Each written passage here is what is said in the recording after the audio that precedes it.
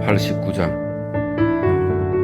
빌립과 아델리가 말을 주고받는 동안에 계단을 뛰어오르는 발소리가 요란하게 들려왔다. 아델리가 문을 열자 주일학교에서 지금 돌아오는 아이들이 웃고 소리치며 밀려 들어왔다.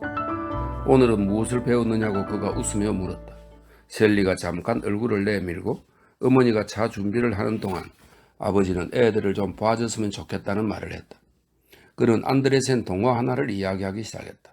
모두 낯을 가리지 않는 아이들이어서 빌립은 이내 다정한 아저씨가 되고 말았다. 제인이 옆에 와 있는가 싶더니 어느새 그의 무릎 위에 올라앉아 있었다. 쓸쓸했던 그의 생애에서 단란한 가정 분위기에 젖어보기는 이번이 처음이었다. 동화에 귀를 기울인 예쁜 아이들의 모습을 보자 그의 눈에는 자기도 모르는 사이에 미소가 떠올랐다. 처음에는 조금 이상하게도 보였지만 이제 와서 보니 이 새로운 친구의 생활은 오히려 가장 자연스러운 인정미에 가득 차 있는 듯 했다. 다시 한번 셀리가 들어와 말했다. 얘들아, 이제 차가 다 됐어. 제이는 필립의 무릎에서 미끄러져 내리고 모두 다시 줄줄이 부엌으로 갔다. 셀리가 또 그 길쭉한 에스파냐식 식탁에 식탁보를 피우면서 말했다. 어머니께서 함께 차를 드셔도 좋겠느냐고 하셔요. 동생들은 제가 돌보면 돼요. 네 어머니한테 가서 일러라. 왕님해 주시면 무한한 영광으로 알겠다고. 필립은 마음속으로 이 친구는 거창한 연설조가 아니면 말을 못하는 모양이라고 생각했다. 그럼 제가 준비하겠어요. 곧 다시 그녀는 코티지 로프, 코티지 로프는 겹쳐 구운 빵이랍니다. 코티지 로프와 버터 조각과 딸기 잼통을 얹은 쟁반을 들고 돌아왔다. 그리고 그것들을 테이블 위에 늘어놓는 동안 아버지는 다시 딸을 놀리며 필립에게 말했다. 이제는 그럭저럭 남자친구가 생길 만한 나이가 됐는데 말이야. 워낙 콧대가 높아 주일학교에서 돌아올 때 보면 사내 녀석이 둘씩이나 문간에서 지키고 있는데도 그들 떠보지도 않는다니까. 아이, 아버지는 정말 주책이셔.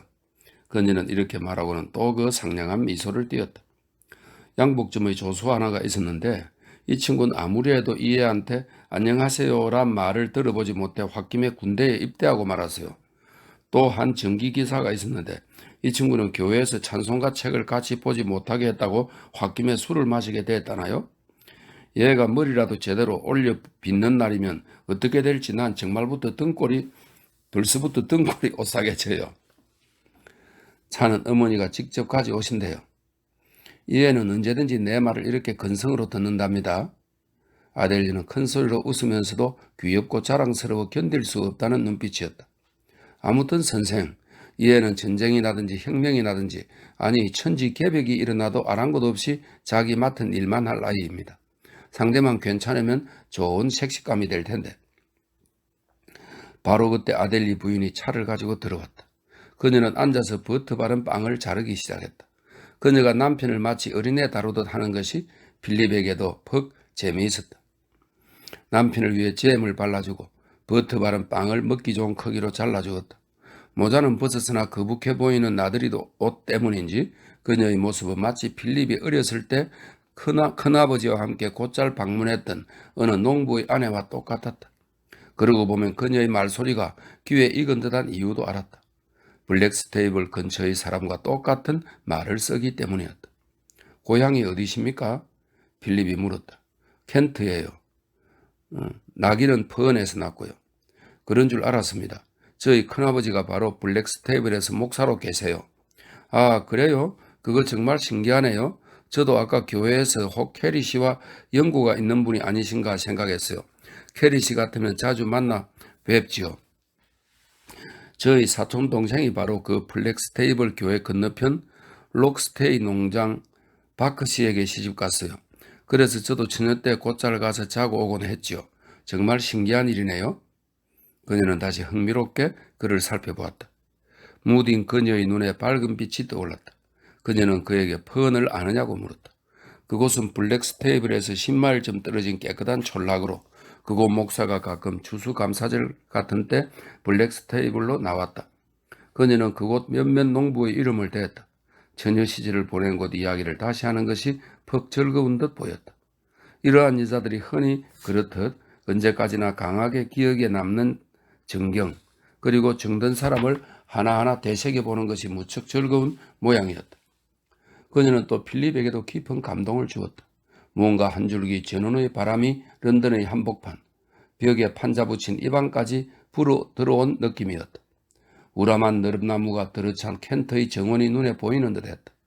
향기 가득한 맑은 공기에 그의 코가 저도 모르게 벌렁거렸다. 부캐의 소금 한 개를 머금은 바람 때문인지 그것은 찌르는 듯 강렬했다. 필립은 10시가 되어서야 자리에서 일어났다. 아이들은 모두 8시에 밤 인사를 하러 왔는데 너무도 자연스럽게 고개를 들고 필립의 키스를 요구했다. 필립은 자기도 모르게 그들에게 애정이 가는 것을 느꼈다. 셀리는 가볍게 손만을 내밀었다. 얜 남자한텐 두 번째로 만날 때까지는 절대로 키스를 안 해요. 아버지가 설명했다. 그렇다면 꼭 다시 한번 초대해 주십시오. 아버지가 하시는 말씀을 고지 듣지는 마세요. 웃으며 셀리가 말했다. 그 보세요. 얼마나 냉정한 애인가. 아버지가 끼어들었다. 아델리 부인들이 아이들을 재우는 동안 두 사람은 빵과 치즈와 맥주로 저녁 식사를 했다.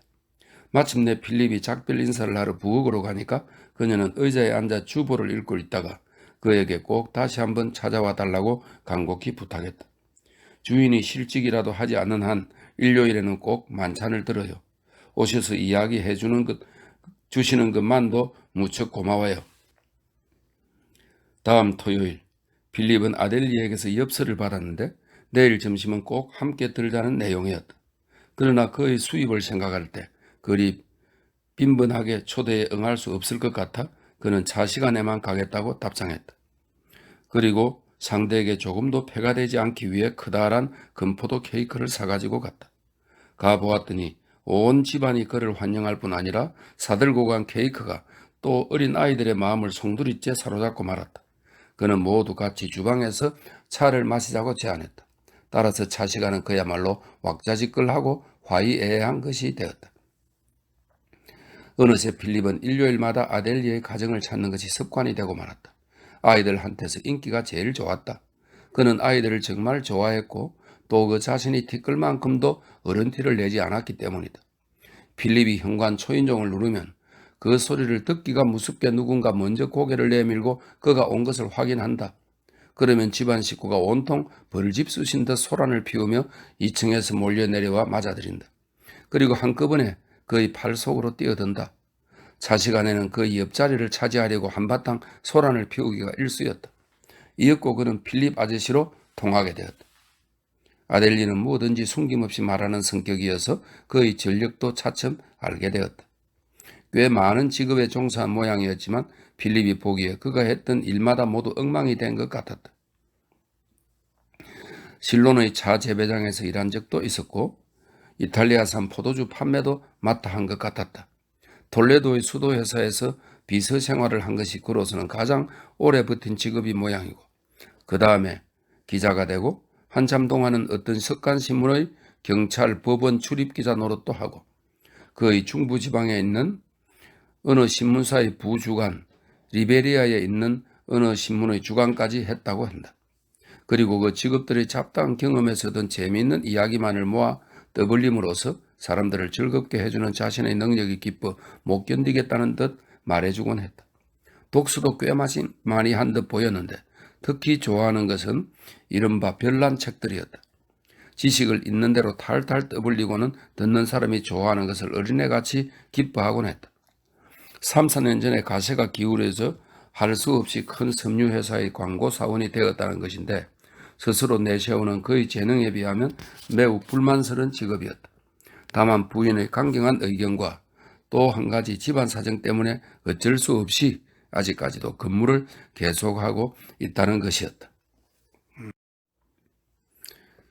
90장입니다. 아델리의 집에서 나오면 필립은 챈스리 레인을 빠져서 스트랜드를 지나 의사당 거리를 벗어난 뒤 버스를 타곤 했다. 그들이 알고 지낸 지 6주일쯤 지났을 무렵일까? 어느 일요일, 여느 때와 마찬가지로 이 길로 왔으나 그날따라 공교롭게도 커닝턴 행이 만원이었다.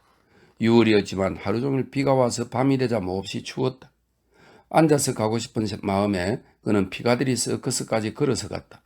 볼 수 있는 곳이 정류장이었는데 여기서는 2~3명 이상 손님이 타고 있는 일은 드물었다. 다만 15분마다 운행하므로 한동안 기다려야 했다. 필립은 멍하니 사람들의 무리를 바라보고 있었다. 마침 술집에서 문 닫는 시간이어서 오가는 사람이 오히려 많았다.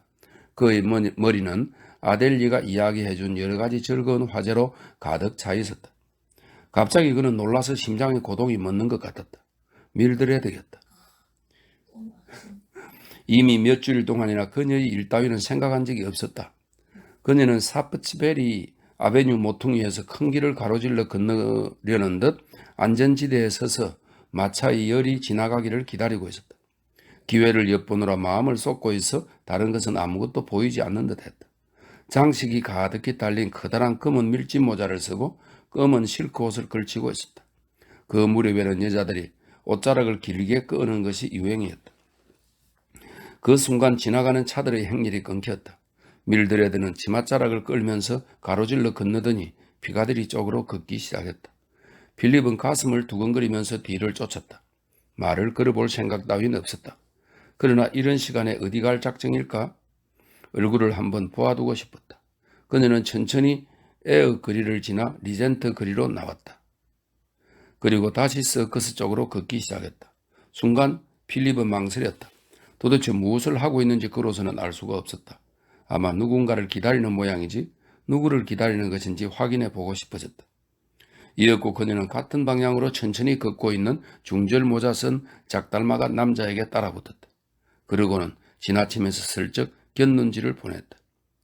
10걸음쯤 가면 스완 앤드 에드그 앞이 나온다. 그러자 그녀는 그 앞에 멈춰 서서 큰 길을 향해 가만히 기다리고 있었다. 이었고 그 남자가 다가오자 그녀는 방긋 웃었다. 남자는 힐끗 쳐다보았으나 그대로 외면하고 느린 걸음으로 걸어가 버렸다. 모든 것을 알 수 있었다. 필립은 너무나 한심해서 마음이 뒤집히는 것 같았다. 한동안은 다리가 덜덜 떨려서 거의 서 있을 수 없을 지경이었다. 그러나 재빨리 따라가서 그녀의 팔을 잡고 외쳤다. 밀드레드. 그녀는 깜짝 놀라서 뛰어오를 것처럼 뒤돌아보았다. 얼굴이 빨개진 것 같았으나 어두워서 보이지 않았다. 한참 동안은 서로 마주본 채 목소리도 나오지 않았다. 결국 그녀 쪽에서 먼저 입을 열었다. 당신을 만나다니. 그는 어떻게 대답해야 좋을지 몰랐다. 뭐라 한데도 심한 충격이었다. 잇따라 말이 떠오르기는 했으나 이도 저도 진심이라고는 생각할 수 없을 만큼 연극적인 것뿐이었다. 어쩌면 이렇게 한심하지? 그는 거의 중얼거리듯이 한탄했다. 그녀도 그 이상은 아무 말도 하지 않았다. 그에게서 얼굴을 돌리고 가만히 발밑을 내려다볼 뿐이었다. 그는 자기의 얼굴이 괴로움으로 심하게 일그러지는 것을 느꼈다. 근처에 이야기라도 좀 할 곳이 없을까요? 난 이야기 같은 거 하고 싶지 않아요. 날 내버려둬요. 그녀는 무뚝뚝하게 대답했다. 또 돈이 몹시 필요해서 이런 시간에는 집으로 돌아갈 수 없는 것이 아닐까. 그는 문득 그런 생각이 들었다. 만약 돈이 필요하다면 금화 2개쯤은 있어요. 그는 무심코 말해버리고 말았다. 무슨 말인지 모르겠군요. 도대체 무슨 뜻이죠? 난 하숙집으로 돌아가려고 걷는 길이었어요. 같이 일하는 아가씨하고 만날 약속이 있어서. 이봐요. 제발 거짓말하는 건 그만두라고. 그러나 그렇게 말하고 힐끗 보니 그녀가 울고 있는 것이 아닌가. 그는 같은 질문을 되풀이했다. 어디 잠깐 들러서 이야기할 수 없을까요? 당신 집으로 가면 안 되겠어요? 안 돼요. 그건 안 돼요. 정말 안 돼요. 그녀는 울면서 말했다. 당신을 데려가면 안 돼요. 내일이면 만나도 좋아요. 어차피 약속 따위는 지키지 않을 것이 뻔했다. 아무튼 이대로 돌려보내서는 안 된다고 그는 생각했다. 안 돼. 무슨 일이 있더라도 지금 어디로든지 함께 가요. 그래요? 그럼 제가 아는 방이 하나 있어요.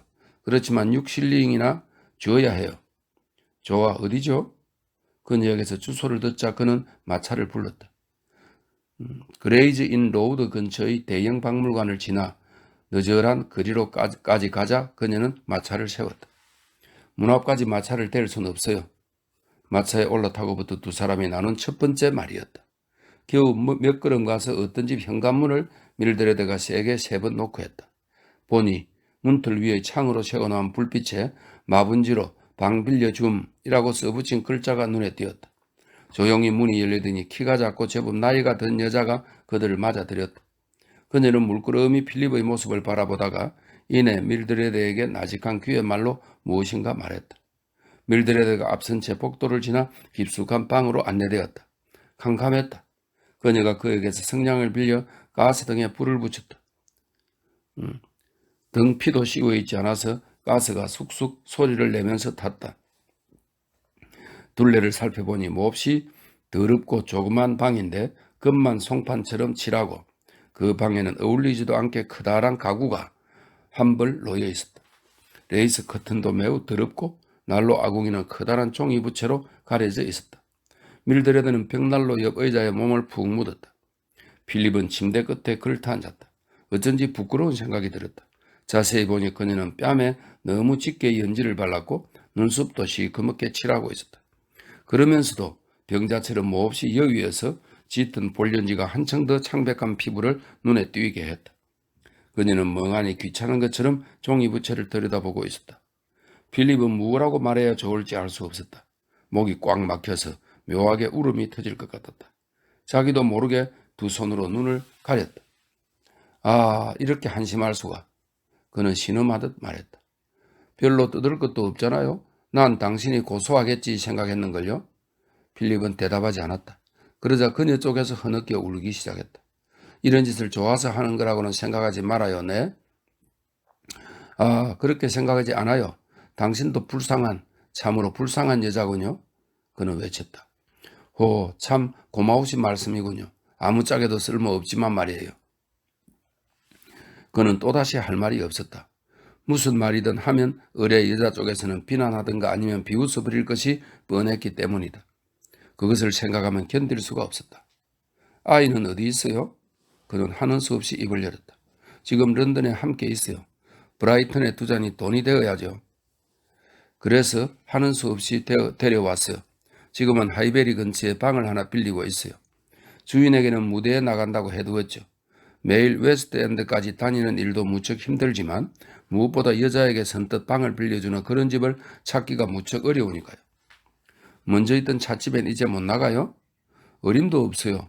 어디에 가나 할 만한 일이라고는 일자리를 구하느라고 발이 닳도록 돌아다녔어요. 그야 한 번은 용케 찾아내기도 했죠. 하지만 몸이 편치 못해서 일주일 좀 쉬고 나가보니까 이젠 필요 없다는 거예요. 하기야 저 편도 나쁘다고 할 수는 없죠. 안 그래요? 몸이 약한 여자를 두고 싶진 않을 테니까. 어쩐지 몸이 좋지 않은 것 같군요.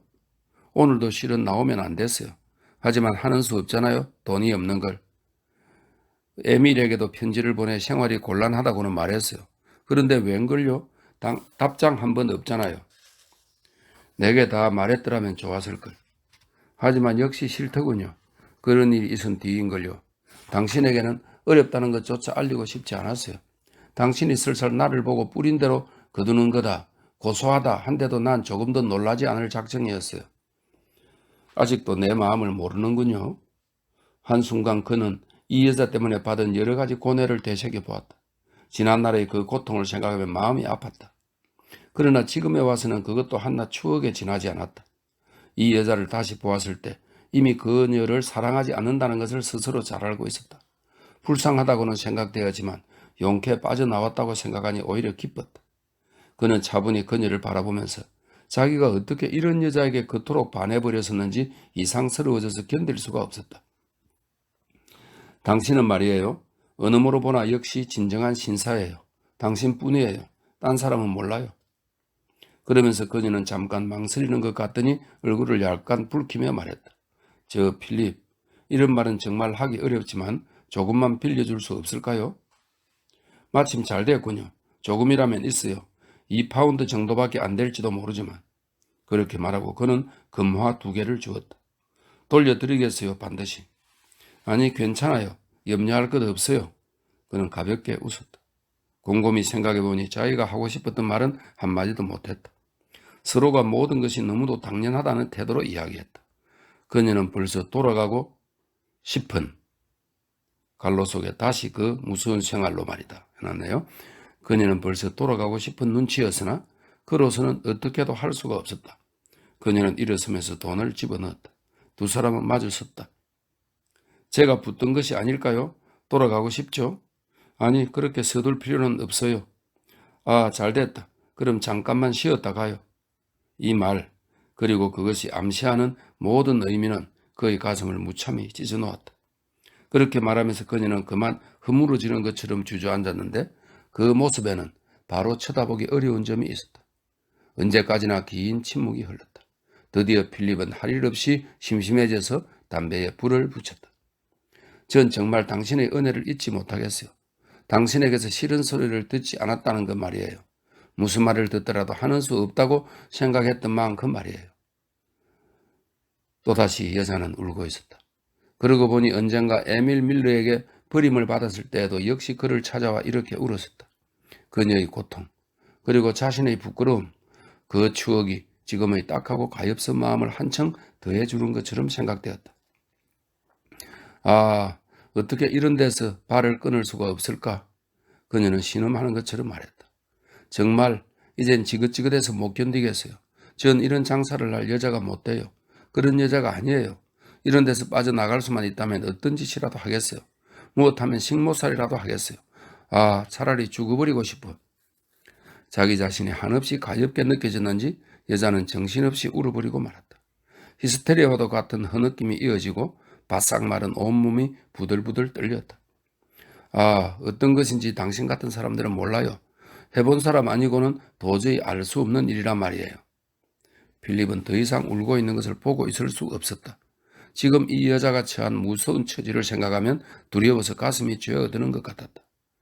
불쌍한 여자, 불쌍한 여자지 당신도. 그는 속삭이듯 말했다. 마음속 깊이 감동되는 바가 있었다. 그러자 그때 갑자기 좋은 생각이 떠올랐다. 그의 마음은 하늘이라도 오르는 것 같은 행복감으로 가득 찼다. 이 봐요. 당신이 정말로 이런 생활에서 발을 끊고 싶다면 좋은 생각이 있는데 나도 요즘엔 퍽 궁색해져서 될 수 있는 대로 아껴야만 해요. 하지만 지금 내가 빌려 쓰고 있는 캐닝턴의 조그만 아파트 비슷한 집에 마침 빈 방이 하나 있어요. 당신만 괜찮다면 어린애와 함께 와도 좋아요. 그런데 내가 우리 방을 청소하고 간단한 요리를 부탁하는데 일주일에 3실링 반을 주고 여자를 쓰고 있거든요. 그러니까 그것을 당신이 해주면 돼요. 당신네 두 사람 식비는 그 여자에게 주는 돈에 조금만 더 얹으면 될 테니까. 한 사람이 먹든 두 사람이 먹든 그렇게 큰 차이는 없으니까 말이죠. 어린 것은 먹는 게 빤하니까. 그녀는 울음을 멈추고는 필립의 얼굴을 빤히 보았다. 그럼 그런 일이 있었는데도 절 받아주시겠다 말인가요? 필립도 그 대답에는 조금 난처해져서 얼굴이 빨개졌으나 곧 대답했다. 오해하면 안 돼요. 난 말이죠. 다행히 내 주머니 돈도 별로 들지 않는 방과 그리고 당신들이 먹을 것을 제공하겠다는 것 단지 그것뿐이니까. 내가 당신에게 기대하는 것도 현재 그 여자가 하는 일 그것뿐이에요. 그 이상은 아무것도 없어요. 당신도 그 정도 요리쯤은 할 수 있을 것 아니에요? 그녀가 벌떡 일어나더니 그가 있는 쪽으로 걸어오려고 했다. 참 좋은 분이에요, 필립. 정말 고마워요. 아니, 거기에 그대로 있어요. 그는 허둥거리며 말하고는 마치 때밀어 버리는 것처럼 한 손을 앞으로 내밀었다. 왜 그런지 자기로서도 알 수 없었다.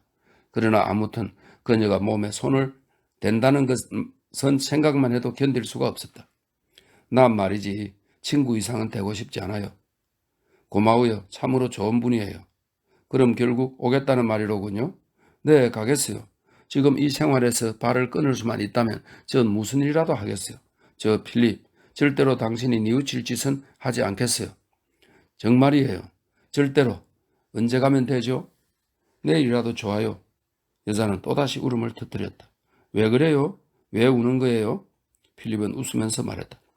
전 기뻐서, 너무나 기뻐서 그래요. 정말 고마워요. 어떻게 하면 이 은혜를 갚을 수 있을지 모르겠어요. 괜찮아요. 자, 그만 돌아가는 게 좋겠군요. 그는 주소를 적어주고 5시 반에 오면 기다리고 있겠다고 일러주었다. 이미 밤이 익숙해져서 걸어갈 수밖에 없었으나 그다지 먼 것 같지는 않았다. 마음이 흐뭇함으로 가득해 마치 하늘을 나는 듯 했기 때문이다. 91장. 이튿날 필립은 일찍 일어나 밀드레드를 위해서 방 준비를 했다. 지금까지 일해오던 여자에게는 이제 필요 없다고 말해주었다. 6시쯤 밀드레드가 도착했다. 창으로 내다보고 있던 필립은 곧 내려가서 그들을 맞아들이고 2층으로 짐 나르는 것을 도와주었다. 짐이라고 해야 누른 종이에서 한 커다란 보자기 3개뿐이었다. 꼭 필요한 것 말고는 결국 모조리 팔아버렸기 때문이다. 옷은 어젯밤에 입었던 검은 실크 옷이었다. 비록 볼 연지는 바르지 않았지만 눈가에는 아침에 씻은 것만으로는 지워지지 않는 눈썹 먹자국이 아직도 뚜렷하게 남아있었고 그 때문인지 한층 더 건강해 보이지 않았다. 어린애를 팔에 안고 마차에서 내려 서 있는 모습은 어쩐지 몹시 애처로움을 일게 했다. 그녀 편에서는 그래도 조금쯤 사양하는 태도가 있는 것 같아 서로 그저 평범한 인사말 밖에는 하지 않았다. 쉽게 찾아왔군요. 전 런던에서도 이 근처에 사는 건 처음이에요. 필립은 웃은 방을 보여주었다. 전에 크론쇼가 죽은 방이었다. 스스로 생각해도 우스웠으나 그래도 그는 좀처럼 이 방에 되돌아올 마음이 생기지 않았던 것이다. 크론쇼가 죽고 나서도 여전히 조그만 방에서 지내고 갈로 속에 애초에는 크론쇼가 마음 쓰지 않게 하기 위해서 옮긴 것이었지만 이렇게 되어 있네요. 조그만 방에서 지내고 밤에도 조립식 침대에서 잤다. 아기는 곤히 잠자고 있었다. 몰라보겠죠? 하기야 브라이턴으로 데리고 간 뒤로는 한 번도 보지 못했으니까요. 어디다 누일까요? 아이 말이에요. 참 무거워요. 도저히 오래 안고 있을 수가 없는걸요. 글쎄 여기에 요람 같은 것이 있을 리는 없고. 필립은 조금 난처한 듯이 웃었다. 괜찮아요. 제가 데리고 자죠. 늘 그렇게 해왔어요. 밀드레드는 아이를 안락의자에 누이고 방 안을 둘러보았다. 전에 필립의 하숙집에서 본 적이 있던 물건은 거의 다 그대로였다. 다만 한 가지 새로운 것은 작년 여름이 끝날 무렵 로우슨이 그려준 필립의 상반신 초상화뿐이었다. 벽난로 위에 걸려 있었는데 밀드레드는 그 그림을 가만히 보면서 말했다. 잘된 곳도 있지만 별로인 부분도 있군요. 물론 당신은 저것보다 훨씬 잘생겼어요. 값이 올랐군 그래? 필립이 웃었다. 전에는 한 번도 날 보고 잘생겼다는 말을 한 적이 없었으니까. 나는 남자의 얼굴 같은 것엔 관심 없어요. 잘생긴 남자 따위는 질색이에요. 아주 잘난 체해서 난 질색이에요. 그녀의 눈은 본능적으로 거울을 찾고 있었다. 그러나 공교롭게도 없었다. 그녀는 한 손을 올려서 앞머리를 가볍게 두드렸다. 제가 여기 있는 것을 보면 다른 사람들이 뭐라고 할까요? 갑자기 그녀가 말했다. 뭘? 이 집엔 주인 부부가 있을 뿐이에요. 남편은 종일 집에 없고 부인도 토요일마다 방세를 치를 때밖에는 만난 적이 없죠. 따로 사는 게 틀림없어요. 나도 여기 와서부터 지금까지 별로 말을 해본 일이 없는걸요. 밀드레드는 짐을 풀어서 챙기기 위해 침실로 들어갔다. 필립은 책을 들고 읽으려 했으나 어쩐지 몹시 흥분되어서 글자가 눈에 들어오지 않았다. 그는 의자에 등을 기대고 담배를 붙여 물고 빙글빙글 웃으면서 잠자는 아이를 바라보았다. 필립은 참으로 행복했다. 이미 밀드레드에 대한 사랑은 모두 사라졌다. 그것만은 틀림없다. 지난날의 감정이 이렇게 깨끗이 사라져버린 것에 그도 놀랐다. 오히려 그녀에 대해서는 희미한 육체적인 혐오감까지도 느끼고 있었다. 만약 그녀가 몸에 손을 대기라도 한다면 틀림없이 온몸에 소름이 끼치는 것은 아닐까 생각하기까지 했다. 그것은 자기 자신도 이해할 수 없는 감정이었다. 이윽고 문을 두드리는 소리가 나고 밀드레드가 들어왔다. 노크는 안 해도 괜찮아요. 어때요? 이 대저택을 한 바퀴 돌아봤나요? 무척 비좁은 부엌이군요. 그런 부엌은 본 적이 없어요. 그래도 우리 집 사내 진미를 요리하기에는 충분할 텐데요. 필립은 가볍게 대꾸했다. 게다가 아무것도 없던걸요. 나가서 물 좀 사가지고 와야 하지 않겠어요? 그러죠. 그런데 꼭 한 가지 당신이 기억해야 할 게 있어요. 아무튼 앞으로는 매우 아껴줘야 한다는 것. 그럼 저녁 식사는 무엇으로 하시겠어요? 아무거나 당신이 요리할 수 있는 것으로 사오면 되겠죠. 그는 웃으면서 말했다. 밀드레드는 돈을 받아가지고 나갔다. 30분 정도 지나자 돌아와서 사온 것을 식탁 위에 늘어놓았다. 계단을 올라온 탓인지 가쁘게 숨을 헐떡이고 있었다. 그건 비닐증이 있다는 증거예요. 약이라도 먹어야겠는데? 가게를 찾느라고 혼났어요. 쇠 간을 사왔는데 맛이 없을까요? 어쨌든 많이 먹을 수는 없으니까 고기를 사는 것보다 훨씬 경제적이에요. 부엌에는 가스난로가 있었다. 난로에 간을 얹어놓고 밀드레드는 거실로 들어와서 식탁을 차렸다. 왜 한 사람분만 차리죠? 당신은 안 먹을 건가요? 밀드레드는 놀라서 얼굴을 붉혔다. 저하고 함께 먹는 걸 싫어하실 것 같아서요. 천만에. 하지만 저는 식모인걸요. 그렇잖아요? 바보 같은 소리 하지 마요. 왜 그런 쓸데없는 소리를 하죠? 그는 웃었으나 이렇게 스스로 낮추려는 그녀의 모습을 보자 무언가 가슴이 뭉클해지는 것 같았다. 불쌍하게도 이 여자와 처음 알게 되었을 무렵의 일이 생각났다. 그는 잠시 망설였다. 봐요. 난 당신에게 은혜를 베푼다고는 생각하지 않아요.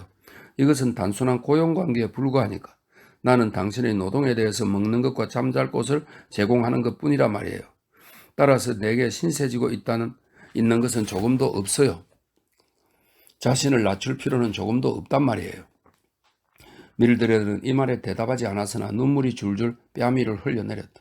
이러한 여자들은 자칫하면 남을 위해 하는 일이 매우 천한 것이라고 생각하는 버릇이 있다.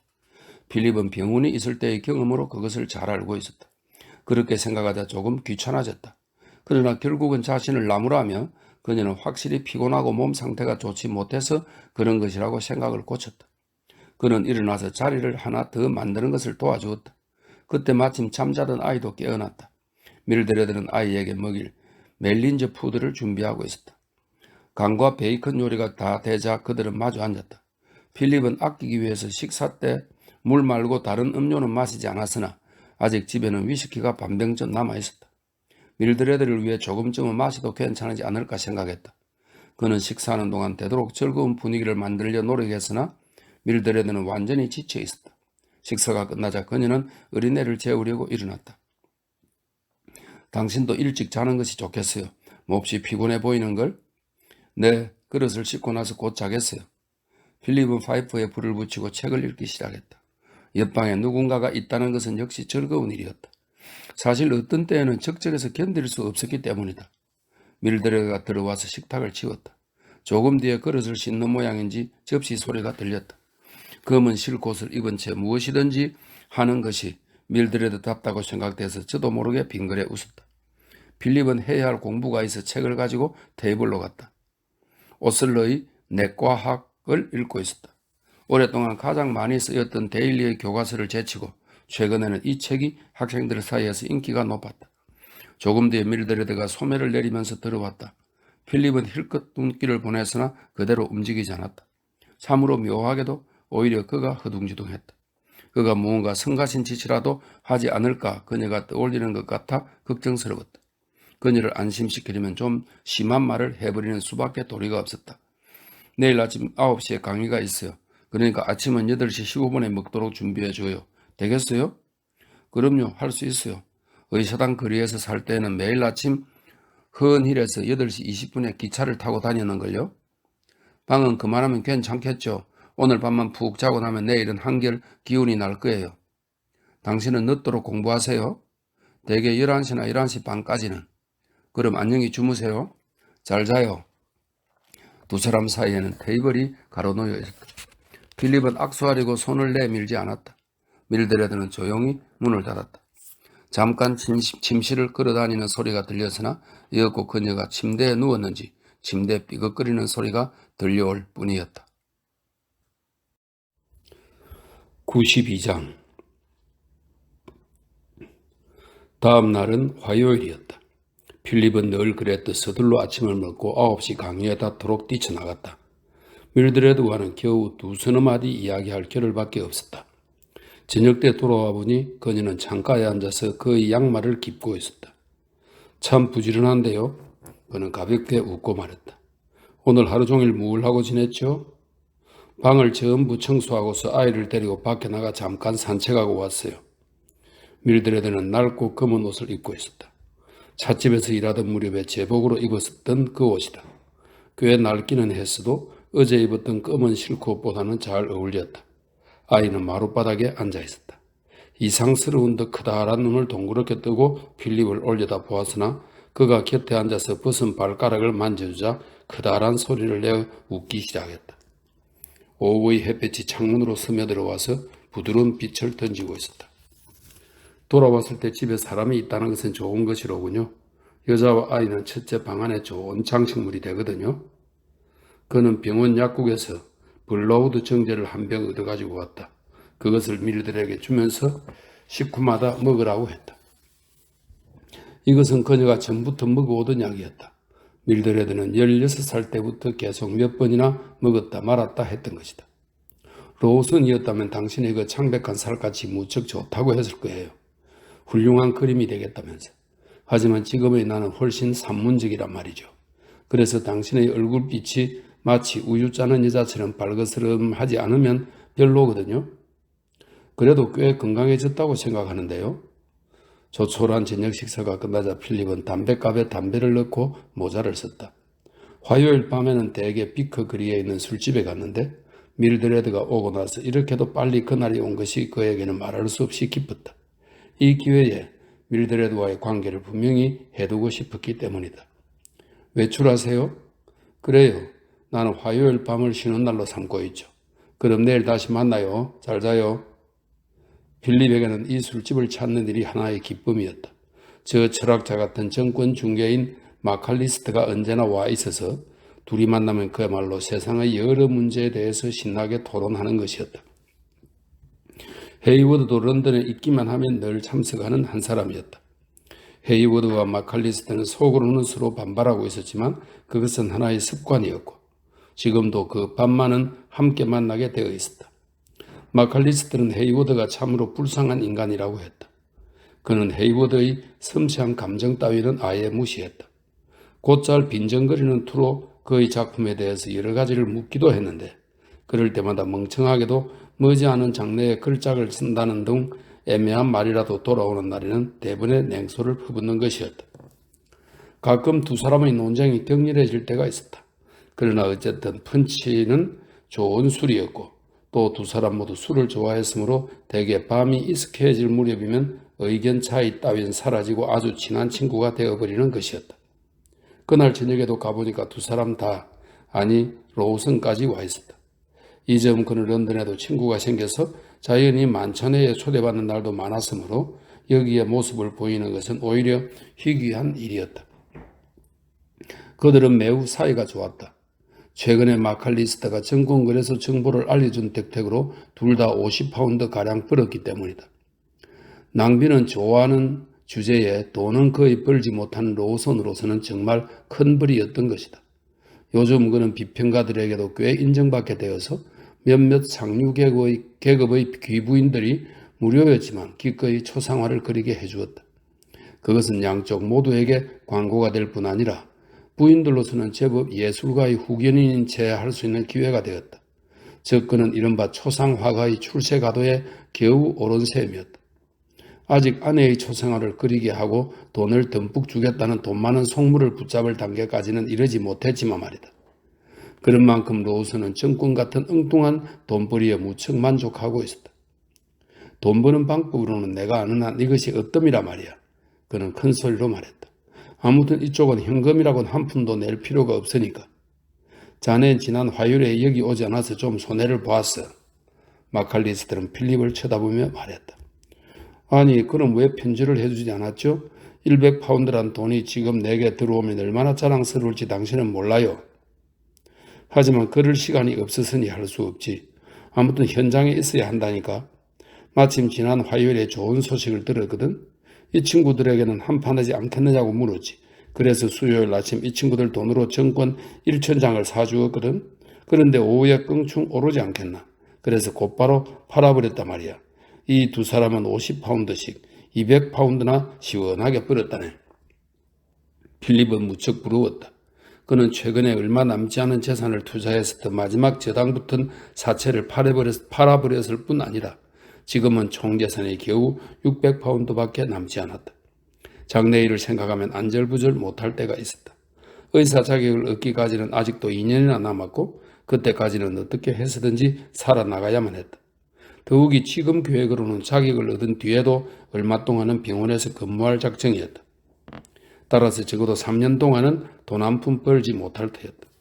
지금 가진 돈을 아무리 절약한다 하더라도 3년 뒤에 남은 돈이라고는 기껏 100파운드를 넘지 않을 것이었다. 이를테면 병으로 돈벌이를 못하게 된다든가 또는 실직이라도 하는 경우의 비상금으로서는 너무나 적은 금액이었다. 여기서 한판 잘 걸리기만 한다면 형편은 완전히 달라질 것이었다. 뭘 그까짓 것은 괜찮아. 이제 곧 값이 올라갈 게 뻔하거든. 요즘 다시 한번 남아프리카에서 부음이 일어날 조짐이 보인단 말일세. 그러니까 어떻게 될 수 있는 대로 잘해보지. 마칼리스트는 남아프리카 광산 주식시장에 있는 사람들도 한두 해 전에 큰 붐을 타고 벼락부자가 되었다는 이야기를 곧잘 했었다. 그럼 다음번에는 잊지 말게. 그들은 한밤중까지 앉아서 이야기를 했는데 집이 가장 먼 필립이 자연히 먼저 일어났다. 마지막 전차를 놓치면 걸어갈 수밖에 없고 그렇게 되면 시간이 많이 늦어지기 때문이다. 다행히 전차를 타기는 했지만 그래도 집에 다다른 것은 12시 반이 가까워서였다. 2층에 올라가 보니 놀랍게도 밀드레드가 아직 자지 않고 그의 방 팔걸이 의자에 혼자 앉아 있었다. 아니 왜 아직 자지 않죠? 그는 큰 소리로 물었다. 아직 졸리지 않아요. 그렇지만 누워야 해요. 그래야 몸이 편안해질 테니까. 밀드레드는 의자에서 일어나지 않았다. 자세히 보니 저녁 식사 뒤에 어느 틈엔가 그 검은 실크옷으로 갈아입고 있었다. 무슨 심부름이라도 있을지 모르니까 자지 않는 게 좋다고 생각했어요. 이렇게 말하고 밀드레드는 필립의 얼굴을 바라보았다. 그림자 같은 미소가 핏기 없어진 파리한 입술에 떠 있었다. 필립은 알 것도 같고 모를 것도 같았다. 조금 당황하기는 했으나 곧 다시 밝고 아무렇지도 않은 듯한 태도로 말했다. 그야 고맙기는 하지만 그럴 필요는 없어요. 자, 빨리 자리에 들어요. 그렇지 않으면 내일 아침에 일찍 못 일어나니까. 정말 바보로군. 쌀쌀맞은 투였다. 그녀는 조금 화를 내고 일어서더니 침실로 갔다. 커다란 소리를 내면서 방문을 잠그는 소리가 들리자 필립은 조용히 빙긋 웃었다. 그리고 난 뒤 며칠 동안은 아무런 말도 없었다. 밀드레드도 완전히 새로운 환경에 차분히 가라앉은 것 같았다. 아침 식사를 끝내고 필립이 총총히 뛰어나간 뒤 그녀는 오전 중엔 집안일을 돌보았다. 그들은 매우 간소하게 먹었으나 밀드레드는 얼마 되지 않은 필수품을 사는데도 꽤 많은 시간을 보내기를 좋아했다. 그리고 그녀 혼자 먹을 점심을 마련하는 것쯤은 별로 힘들지 않을 텐데도 다만 코코아에 버터 바른 빵만으로 때우곤 했다. 그리고 그 뒤에는 아이를 유모차에 태우고 산책하러 나섰다. 돌아오면 오후 내내 아무것도 하지 않고 멍청하게 지내버리곤 했다. 확실히 지쳐 있었으므로 아무것도 하지 않는 편이 좋기는 했다. 그리고 필립과 여태껏 친숙해지지 않은 집주인 여자와도 밀드레드는 곧 친해졌다. 방세를 치르느라 그녀에게 시켰더니 그것이 계기가 되었던 것이다. 이렇게 해서 한 주일도 안 되어 필립이 1년이나 지냈어도 모르는 근처 사람들의 일까지 알아내어 이야기해주게 되었다. 아주 좋은 분이에요. 무척 훌륭한 부인이더군요. 그리고 우리를 부부라고 해두었어요. 그런 말을 할 필요가 뭐 있어요? 그렇지만 내 일에 대해서도 뭐라고 말을 해야 하지 않겠어요?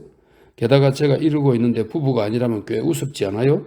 남들이 어떻게 생각하는지 모르겠지만. 누가 당신이 하는 말을 믿기나 하겠어요? 믿고 말고요. 당연코 믿죠.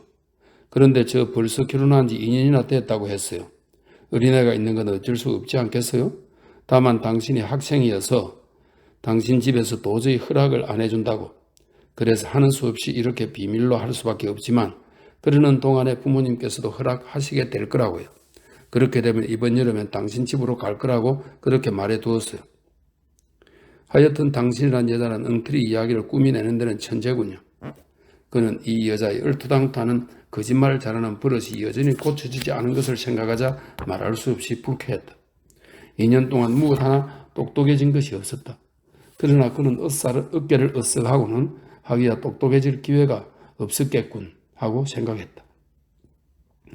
구름 한 점 없이 맑고 깨끗한 밤이었다. 남부 런던의 시민들이 모두 한꺼번에 거리로 쏟아져 나온 것 같은 사람들의 물결이 일었다. 날씨가 바뀌면 런던 시민들은 자꾸만 문 밖으로 나섰는데 그런 때에는 사람을 들썩이게 하는 어떤 어수선함이 대기 속에 있었다. 저녁 설거지를 마치자 밀드레드는 창가에 가서 섰다. 거리의 잡음, 서로가 불러대는 목소리, 마차 소리, 멀리서 들려오는 손풍금 소리 따위가 그대로 그들이 있는 곳까지 전해져 왔다. 필립, 오늘 밤도 역시 공부하나요? 그녀의 슬픈 듯한 얼굴이 물었다. 물론이지. 하지만 꼭 해야 한다는 것은 아니죠. 그런데 무슨 다른 좋은 일이라도 있어요? 그저 좀 같이 나가보고 싶어요. 저 전차 2층 자리에 앉아서 시내 한 바퀴 돌고 오지 않을래요? 그러죠. 꼭 그러고 싶다면. 그럼 잠깐 가서 모자 좀 쓰고 올게요. 그녀는 기쁜 듯이 말했다. 사실 필립도 집안에 들어박혀 있지 못할 것 같은 그런 밤이었다. 아이는 잠들어 있어서 두고 나가도 괜찮을 것 같았다. 이전에도 그녀가 외출할 때는 언제나 혼자 두고 나갔었다. 절대로 깨는 일은 없다고 했다. 그녀가 모자를 쓰고 왔을 때는 매우 기분이 좋아 보였다. 잠깐 틈을 내서 10개 볼렌지까지 바르고 있었다. 필립은 또 그녀가 너무나 흥분해서 핏기 없는 뺨에 10개 홍조가 떠오른 것인가 생각했을 정도였다. 어린아이처럼 좋아하는 것을 보자 그도 깊이 감동했다. 지금까지 딱딱하게 군 것이 무슨 나쁜 짓이라도 한 듯 여겨졌다. 밖으로 나오자 그녀는 웃기 시작했다.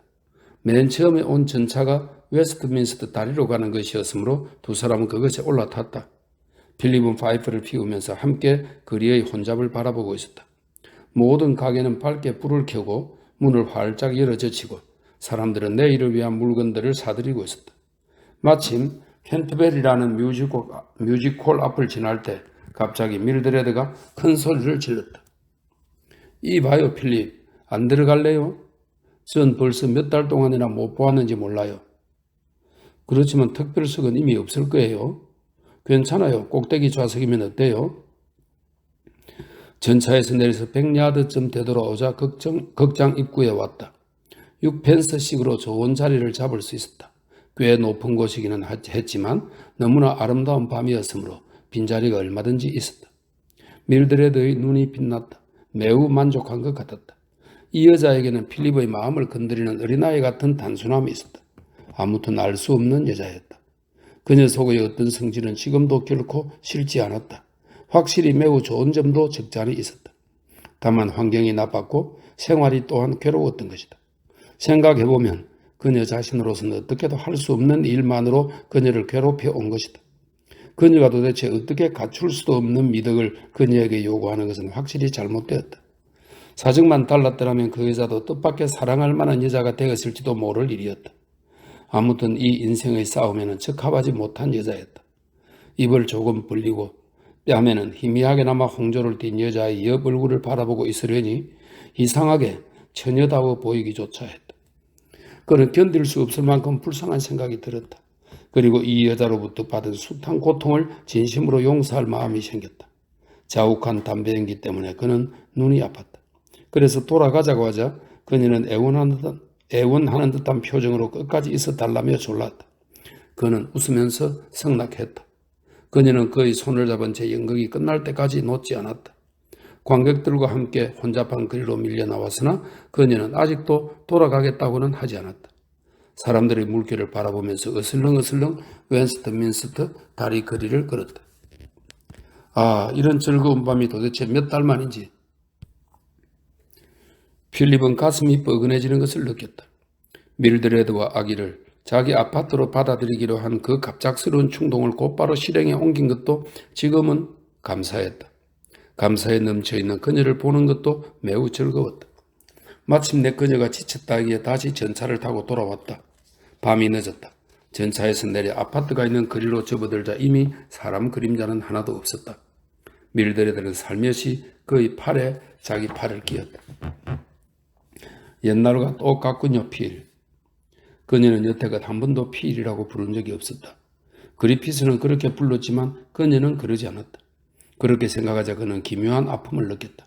돌이켜보면 그때는 죽고 싶었다. 너무나 괴로워서 진심으로 자살까지 생각했던 것이다. 모조리 아득한 옛날 일처럼 느껴졌다. 그는 자신과 자신의 과거에 대해 기분 좋게 웃었다. 이제 밀드레드에 대해서는 무한한 연민을 느낄 뿐이었다. 이윽고 집에 다다랐다. 방에 들어가자 필립이 가스등에 불을 붙였다. 아이는 괜찮아요? 잠깐 가보고 올게요. 그리고 되돌아와서 하는 말이 그동안 한 번을 돌아눕지도 않았다는 것이었다. 참으로 신통한 아이였다. 필립은 그녀에게 손을 내밀었다. 그럼 안녕. 벌써 자려고요? 벌써라니요. 1시가 다 되어가는 걸. 요즘은 늦게 자는 버릇이 없어져서 말이에요. 밀드레드는 필립의 손을 잡았다.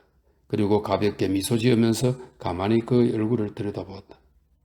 필립, 그날 밤 그 방에서 당신이 이 아파트로 오라고 해주셨을 때 당신은 저에게 요리와 청소 정도의 일 말고는 아무것도 필요하지 않다고 하셨지요. 하지만 그때 제가 한 대답을 당신은 진정이라고 생각하시는지 몰라도 사실은 그렇지 않았어요. 그랬어요? 필립은 잡혔던 손을 뺐다.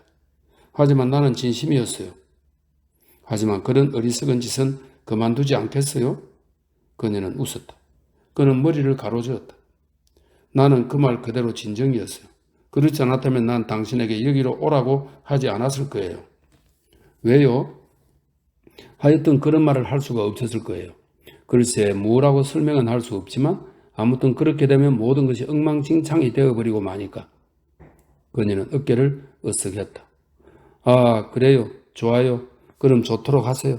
나도 이런 일로 무릎 꿇고 하찮은 동정을 애걸할 만큼 어리석은 여자는 아니니까. 그녀는 문을 쾅 닫고 나가버렸다.